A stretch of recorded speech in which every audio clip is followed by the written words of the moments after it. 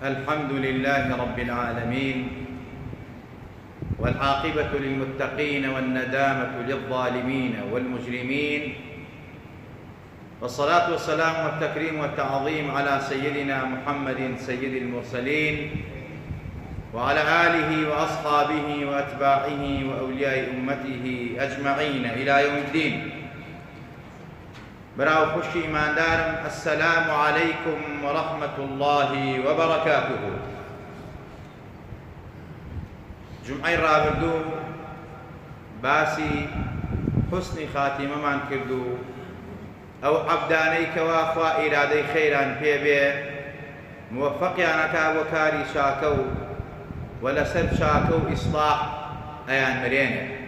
وای گوره بنصیبی همو لایق مانی بکار وهمان شيء وبيغمبري صلى الله عليه وسلم حديثي هيا فرمايشتي هيا اگر خواهي قول إرادي شر بعبدك به او براستي هدايتي ناداو لسر كفر وضلالة ونفاق وتاوان ومعصيتك شيخ خوافنا ما بعد مسلمان هر مسلمانك پیاو بیا جنده هر بنديك لبندكاني پروردگار گناه كار تاوانا كار خواهي تبارك وتعالى لدنيا ولقيامتها سزاي ودانا لدنيا هل سزاي هي لقيامتها هل سزاي هي هندي عقوبة وسزاي هي بو تاوان فيش قيامت فيش أخري بو عبدكان بو بندكان أما بو مسلمان رحمة وبركاته شنو بيتك فاردي گناه أبيت رفع درجات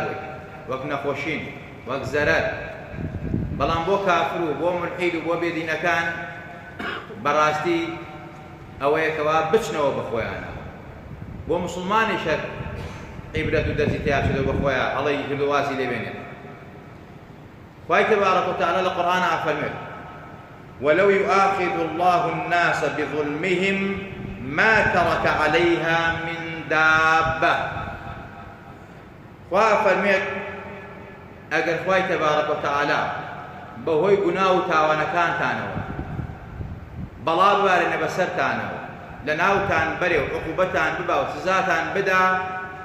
ئەبێ یەک نەفەر لەسەر ئەرزان نەژی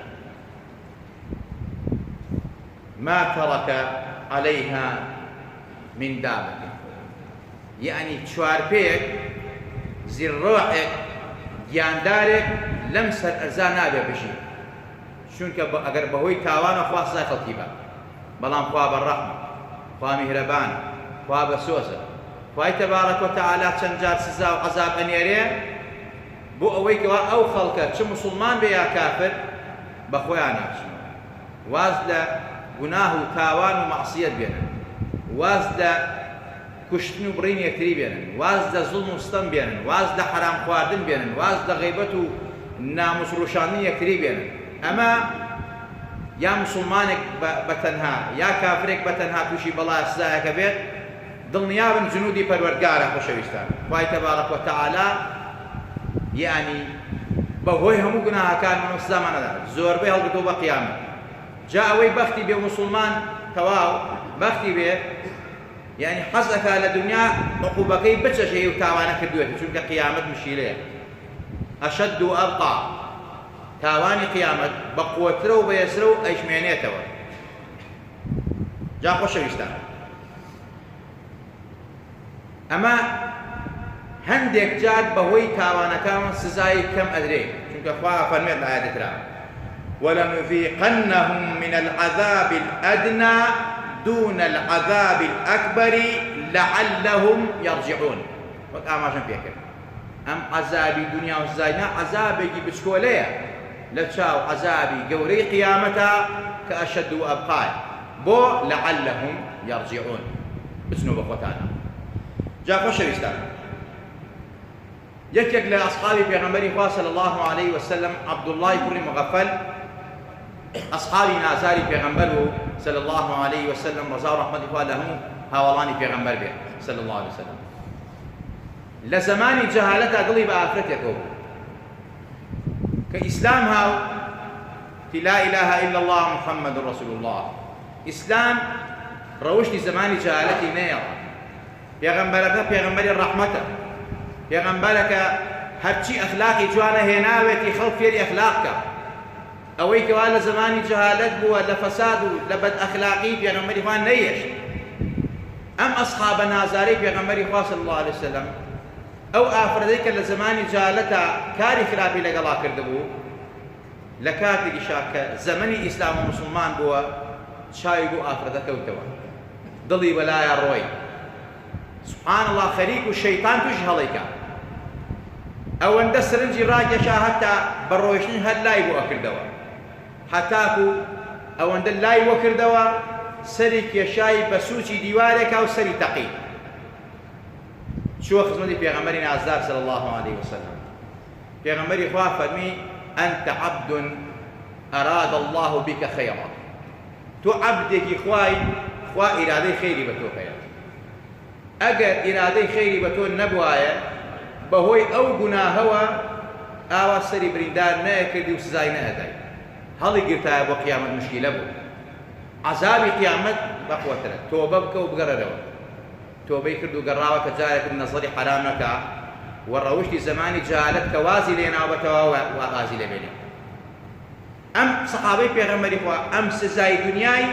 ئەی کاتە کەفارەتی گوناهەکانی پێغەمبەری خوا دڕکێک چێوە گیانی ئینسانی موسڵمانە ئەبێتە کەفارەتی گوناه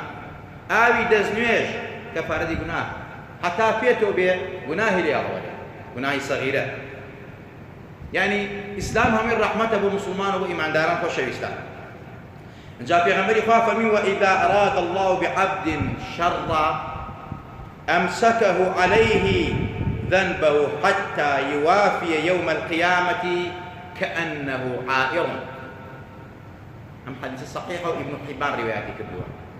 پێغەمبەری خوا ئەگەر خوا ئیرادەی شەڕ و خراپەی بە عەبدێکی خۆی هەبێت بەڕاستی خوا هیدایەتی عەبدە نادا ئەم عەبدە هیدایەت ناچێتە دڵێەوە لەسەر تاوان و مەعسیەت بەردەوامە بێ لەسەر زوڵم بەردەوامە بێ هەر ملی قایمە بێ هەر بەقوترە بێ بەهێزترە بێ هەر خۆی لێ بوغرا بێ هەر تاوانەکا و گوناهەکا وا ئەزانێ ڕۆژێ لە ڕۆژان مردنیە خەی ناگرێت لەسەرم گوناهە بەردەوامە بێت تا ڕۆژی قیامەت تا ئەو کاتەی کەوا مردنی دێت لكل أجل كتاب کە قیامەتی ئەوەندە تاوانی کردووە پێغەمبەری خوامە كأنه عائر أي جبل عظيم بالمدينة ئەندازەی کێوێکی بەرز و بەقووەت و بەهێزی مەدینە کە چەندێ گەورەیە ئەوەندە تاوان لەسەر شانی ئەم عەبدەیە کەوا کردووێتی و هەر مەجالی پێداوە هەر ملی قایم کردووە هەر بەهێزی کردووە بەقووەتی کردووە بەڵام ئەمە ئیرادەی خەیر نەبووە بەم عەبدە کە لەسەر کوفر و ضەلالەت و نیفاق و تاوان بەردەوام بووە وەکو زاڵمەکانی ئەمڕۆ زۆر جارە موسڵمانە و گلەیەکە ئەوە بۆچی ئەم زاڵمان ئاوا هەر بەقووەتە بن ئار بەهێزە بن هەر ملیان قایمە بێ هەر جێشیان زۆرە بێ هەر جاشیان زۆر بێت و لە ڕۆی جەنابتان ئەمە خوا ئیرادەی شەڕی پێیان هەیە ئیرادەی خەیری پێیان نییە چونکە هەر موسڵمانێک ئیمانداری تەواو خوا ئیرادەی خەیری پێی ببێت هەر عەبدێک خوا ئیرادەی خەیری پێی ببێت خوا لە دنیا پێش قیامەتی پاکی ئەکاتەوە طهره وعسله تووشی نەخۆشینەکە تووشی سزایەکە تووشی جەرگ سووتانیەکە تووشی بەڵاو ناڕەحەتیەکە ئەی کاتە کەفارەتی گوناهەکانی بۆ ئەوەی کەوا بە پاکی بگەڕێتە حوزوری پەروەردگار بە لیقای خوا شاد بێتەوە لەگەڵ صدیقین و صالحان و پیاوچاکانە بێ خۆشەویستان و بۆ معلوماتە ئەمە خوای تەبارەک وتەعالا ئەم عەبدانە ئاوا لەسەر کوفر و ضەلال و گوناه بەردەوام و نەخۆش ناکەونیا لە ناوناچن تا ماوەیەک تەمەنیان هەیە فیرعەون وەکو لە باسی ئاوارید وەڵن 400 ساڵ تەمەنی بوو 400 ساڵ زۆر زۆرە 400 ساڵ حتا مرد سەرێشەیەکی نەکرد حتا مرد سەرێشەیەکی نەکرد ئەمە وەکو لە باسی حیات و ژیان نەقڵ کراوە خوا ئەم مەجاڵەی پێدا بۆ ئەوەی کەوا بگەڕێتەوە تۆبە بکە بەڵام نەگەڕاوە خوا لە ئاواخنتانی نەمرود هەموو دنیای داگیر کرد خوا بە یەک مێشو لە ناوی برد تۆبەی نەکرد حەزری ئیبراهیمی بۆ نات پێغەمبەرانی بۆ نات بۆ فەراعینەکان بەڵام دەستیان وەرنەگرت کەواتە خۆشەویستان بۆیە خوا بە پێغەمبەرە فەرمێت کاتە پێغەمبەری خوا کە لە مەکا بووە ناڕەحەت بووە كافر ظلمي لێ کردووە لە زێدی خۆی دەری کردووە ئەسحابەکانی مەسەلان سزادراون ناڕەحەت بوون هەتا پێغەمبەری خوا زۆر ناڕەحەت بووە تا خوا پێی فەرموو ئەی خۆشەویستی من بێتاقت نەبی فلا تعجبك أموالهم ولا أولادهم إنما يريد الله ليعذبهم بها في الحياة الدنيا وتزهق أنفسهم وهم كافرون قال سورة التوبة فما أي خۆشەویستی من معجب نبي وسر السر نمينه لقوة وهيتي كافران لجيش وجاشان لما وسر وسامان وأولاديان هو خوابو مالو سامان عذابي أنا دا سزاي أنا دا هل الدنيا سزاي أنا دا حتى أو أن دقناه تاوانك معصيتك لخوايا خيبا لسر كفر وضلالة أمرنو إنجا سزاي قيامتي عن مؤامادية بوي أي خوشويس بيتاقت نبي كمن هربوان زيادة كمو مالو سر وسامانا في هذا يمين مسلمانيش أبي أقيدو برباوب من وابه خوابا بيغمبر كيف فرموه كالظالم ظلمت ليكا نان دبري قوت دبري هرملي قايمة بيه ضمن نيابة خلاص زاده أزانم ظالم كان استمكار كان دصادار كان ناتوان لكم من توحرن لو بازارتوان تشايب خون إساحة ناتوان بشوابرون تعربتو قرنوا يعني ناتوان بتنهابرون دروا إساحة يعني يبخو إساحة ناكل وقتونية كواد درقاء يسخو داناك إخوي وإساحة ضمن نيابا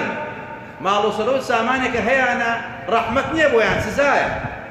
خوا هلا الدنيا بوتوشي خفتي أنا كا في زانك زورك لا أولاد من داري أو أنا براسي أو زال مستمكارانك للدنيا دا أولاد كان يعني توشي بلا مصيبتنا رفتي كردن هر بدسي أولاد كان سزايا تشش يعني أما الزوري وسلو ساماني أوان رحمتني خوا غضب وداي بعد له بسريع ما نويان بو شوازة رحمتني بدبخت أوان وإرادة خيري بيانية إرادة الشر بيانية لسر أو بمرن بو أوي كوا أندازي أو شاخانة تاوان وقناه يا نبي حجة يا نبي لا إخوة تبار راس سزان بابا لسر جا خوش ويستان علامتي سوء خاتمة خوا پنامان باز زور خرابة وقت شون إيما دعاء كان خوايا حسن خاتمة من بيتي خوايا عاقبت من بخير بيري أبي إيكي لدعاء كان أو يبلي خوايا لسوء خاتمة عاقبت شر باريز راهم كي يخم خانوادو مارون داو يك لنشانكاني عاقبت شر أوي إنسان هر لسر كفر گناه بردوام بي لكاتي مرقا نتوان شاية من بينت إمام القرطبي رضا رحمة الله لسر بي باسي كومل أحداث من بوكاروداي واقعي تواني تفسير القرطبي أفرمل لمنطقي أهوازا كابرايك بو جنايتكار وقنابار وتاوانبار وبحساب مسلماني لسر حساباتي ديوان إشيكي ممكن بلي بنقي امرو ايش ياكلوا حساباتك لكاد سر مرقا بيان قل لا اله الا الله ايو يازدد وازدا 11 نيئتو عن شايات ما بيني حتى با 11 بيان صوب دوان سجاني درشو وافنا مان با نيتو عن شايات ما بيني وسوء خاتمه ياكو ملا احداث باسكا يكي لو انا اوين وهلوها روداوي ابن السقا مشهورة للتاريخ الإسلامية ابن السقا عالم بو زانابو حافظ القرآن بو باريزري السنة في غمري خواب صلى الله عليه وسلم عالمك زور قوله أيان ناقو مناقشة بو نقاش بو جدال لقل كافرانا سكوتني بدا سيهانا حتى كافر بو الريادا نانا تواني مناقشة لك بلان بهوي بأدبية لخزمتي يتك لصالحان وفي أوشاكانا براسي سوء خاتمي توجي بوي ابن حجر فرمت دوش سوء خاتمي توجي عاقبة الشر يكم ربا خواردن سوء خواردن دوم بحرمتي وبأدبي برامبر دوستاني خوار ابن سقا شو ولاي بابا طايري همداني كي يقول أولاي كملوا كبار عالم الزاناي الرباني بو شو الرخني ليقر نقدي ليقر قالطي بيكر بلان بابا طايري همداني أهلي فراسه وكشفوا فەرمووی تۆ لەسرم حاڵە بی ئەو کیبر و ئەو عەزەمەتە تیا بێ وەک شەیطان لەسەر کوفرە بری خوا پەنامان بە خوا پەنامان بە ناردیان بۆ مەناقەشەیەک لە سەردەمی ڕۆمەکانە لە مەناقەشەکە سەرکەوتنی بەدەستێنا بەڵام سوبحان الله تووشی عیشقێکی مەجازی بوو عاشقی ئافرەتێکی گاور بوو ئیتر نەهاتەوە لەگەڵ وەفدا نەهاتەوە وتی من ئەمێنێمەوە لێرە دەعواکەم لێرە ئیرشادەکەم بەڵام عیشقەکە وای لێکرد بمێنێتەوە نەک لەبەر خوا و لەبەر دین داوای ئافرەتەکەی کرد وتیان نەخێر پێت نادەین تا نەبی بە مەسیحی و بە گاور تا نەبی بە نەسرانی بەرحاڵ ماوەیەکی زۆر ئەم لاولای خۆی کرد و مارەیەکەم و دوای ئەبوومە موسڵمان خۆی کرد بە گاور هەر پێیان نەدا وتیان تۆیەک بەو هەموو عیلم و زانستەوە بۆ ئافرەتی هەڵخەڵەتای بووی بە گاور درۆژ ئەکەی لەگەڵ ئێمە هەر ئافرەتە نادی شێر بوو لەسەر ئەم شێتیەوە سبحان الله ئیتر تێک چوو بە تەواوی لەسەر کوفر و ضەلالەت لەسەر نەسرانیت گاوریت هەر تێک چوو عەقڵی لای سە خۆی نەما یەک ئایەتی لەبیر مابوو لە قورئان کە حافظ قورئان بوو ئایەتەکەی ئەوە بوو هەموو جار ئەیوتەوە کە ئیتر لەناو کۆڵانەکەدانە ئەستەمبوڵا مرد لە کۆڵانەکانە لە شقامەکانە مناڵ گاڵتەیان پێکرد هەرو ئایەتەی وتەوە ربما يود الذين كفروا لو كانوا مسلمين آخ بیان زانیایە کافران ئیسلام چەند ڕەحمەت و بەرەکەتە بەڕاستی مسلمان ئەبوون و ئیمانیان هێنا بەس ئەو ئایەتە لەبیر مابوو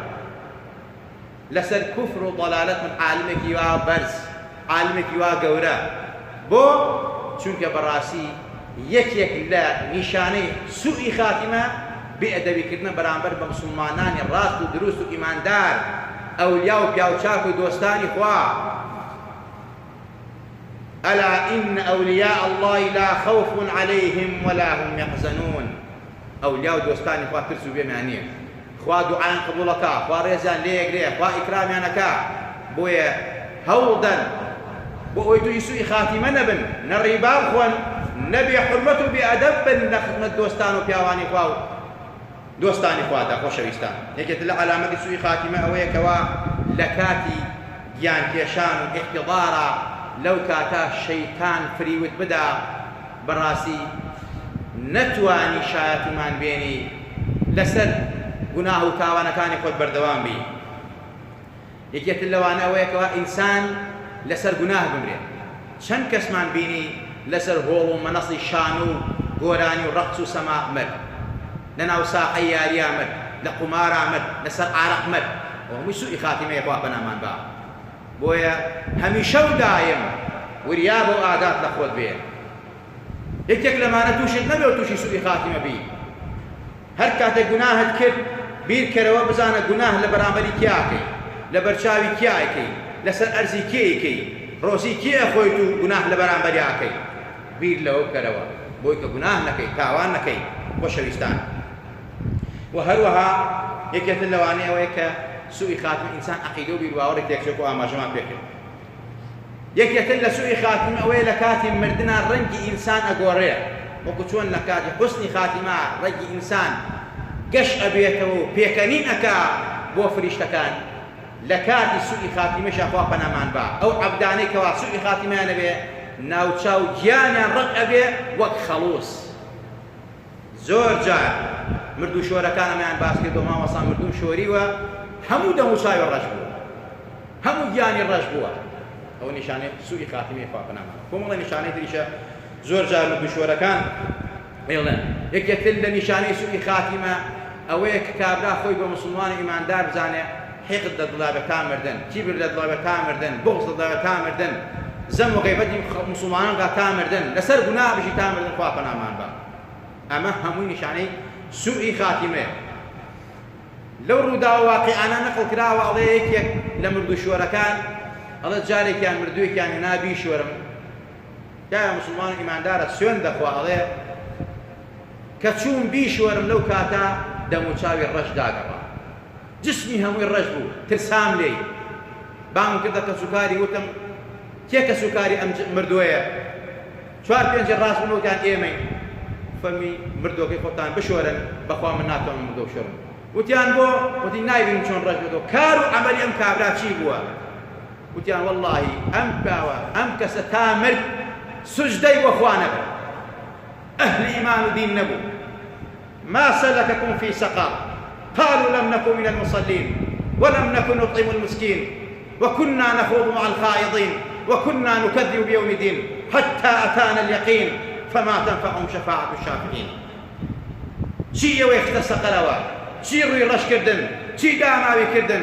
ئەڵێن ئێمە لە نوێژ خوێنان و ئەهلی دین نەبووین لە خێر و خێراتکەران نەبووین لە دۆستان و خۆشەویستانی خوا نەبووین لە پیاوانی باش نەبووین لە دەم پاکان و داوێن پاکان نەبووین ئەی لە کامان نەبووین لە کافر و ملعیدان و بێدینان و ئاهلی فیسق و فجور و شارب الخمر بووین خوا پەناما با لە نوێژ نەکەران بووین لەوانە بووین کە دژاتی خوا و دینی خوا و پێغەمبەرەمانە کرد دژاتی مسلمانانە کرد تا ئەو دەقە و سەعاتەی مردن یەخەی پێگرتین لكل ئەجەل کتاب هیچ مەجالێکمان نەما لەسەر و حاڵە مردین بۆیە ئەمڕۆ ڕوومان ڕەش بووە بۆیە ئەمڕۆ سەرگەردانین بۆیە ئەمڕۆ عاقبەت شەڕین بۆیە ئەمڕۆ لە سەقر و جەهەنەمان خوا پەنامان با قەبرمان چاڵەکە لە چاڵەکانی جەهەنەم بۆیە تۆی مسلمان و ئیماندار هەمیشە و دایم یەکێ لە دوعاکان ئەوە بێ کە بڵێ خوایە لە سوئی خاتیمە لامدە و حوسنی خاتیمە بکە بە نەسیبم پێغەمبەری خوا بە سەحابەیەکی فەرموو ئەگەر ئەتەوێ لەگەڵ منابی ئەگەر ئەتەوێت دۆستی من بی من شەفاعەتی بۆ بکەم شەفاعەتی من سوودت پێ بگەێنێ یارمەتیم بە سوجدە زۆر بەرە خێر و چاکە زۆر بکە دەم پاکە و داوێن پاک بە ئەهلی ئیحسان و چاکە بێ خوای گەورە لە هەموو لایەکمان خۆش بێ لە هەموو لایەکمان ڕازی بێ خوای عاقبەتمان لە خێر بگێڕی خوای لە گوناه و تاوانی خۆمان و باوک و دایکمان خۆش بی خوای لە سوئی خاتیمە لامان دەی خوای بە ئیمان و دینەوە بمانژێنە بمان برێنە زیندوومان کەرەوە خوای لە بەڵا لە موسیبەت لە ناڕەحەتی لەوە باو نەخۆشین پارێزرامان بە سەلامەتمان کرد خوای لەسەر گوناه و تاوان مەمانێڵڕەوە یا ڕەبی خوای گیان پێش مردنمان تۆبە بکەین پێش مردنمان گەڕێنەوە لای تۆ پێش مردنمان تۆبە بکەین لەمان قبوڵکەی پەروەردگارە خوای لە گوناهی خۆمان و باوک و دایکمان خۆش بی خوای ئیسڵاحی حاڵی خۆمان و خانەوادە و ماڵ و منداڵمان بکەین یا ڕەبی خوای لە دەپاڕێینەوە بە ئیسمی عەسەمی خۆت لەبەر خاتری خاتردارانت لە پێغەمبەران و ساڵحان و پیاو چاکانت یا ڕەبی خوای گیان ئەوەی دۆستمانە دۆستی بی ئەوەی دوژمنمانە خوای ئێمە دوعای هیدایەتی بۆ بکەین تۆ هادی تۆ بە ڕەحمی تۆ بە بەزەی خوای هیدایەتی بە ڕەحمی پێ بگە ئەگەر شیا و شایستەیە ئەگەر شیا و شایستە نییە ئەهلی زوڵم و تاوان و مەعسیەتە ئەهلی فاحیشە و تاوانە خەڵکی بەرەو خراپە بە یا ڕەبی خوای لە کۆڵ مسلمانانی بکەیتەوە